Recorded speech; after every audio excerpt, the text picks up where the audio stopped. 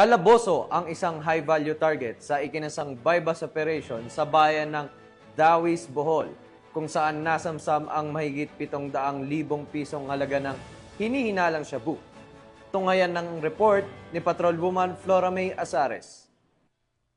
Aabot sa tinatayang 748,000 pisong halaga ng hinihinalang shabu ang nasamsam ng operatiba ng Provincial Drug Enforcement Unit ng Bohol sa isang matagumpay na bypass operation sa Purok 6P Barangay Bingag, Dawis, Bohol noong ika-15 ng Hunyo taong kasalukuyan.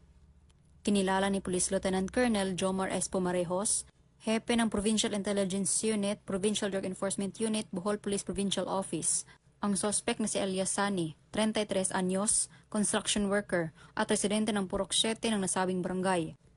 Bandang alas 9:46 ng umaga nang ikinasa ang nasabing operasyon na humantong sa pagkakadakip ng suspect at pagkasabat ng 4 na medium heat sealed sachet ng hinihinalang shabu na aabot sa 110 gramo at may halagang 748,000 pesos.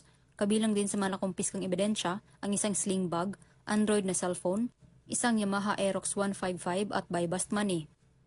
Kasalukuyang nasa kustodiya ng Dawis Municipal Police Station ang suspect at inihahanda ang pagsasampa ng kasong paglabag sa Section 5 at 11, Article 2 ng Republic Act 9165 o Comprehensive Dangerous Drugs Act of 2002. Patuloy ang pinaigting na kampanya ng mga kapulisan laban sa ilegal na droga upang panatilihin ang kaayusan at kaligtasan sa buong lalawigan dahil sa bagong Pilipinas, ang gusto ng pulis, ligtas ka. Mula dito sa Central Visayas, ako ang inyong PNN correspondent, Patrolwoman Flora May Azares, alagad ng batas, tagataguyod ng Balitang Pulis.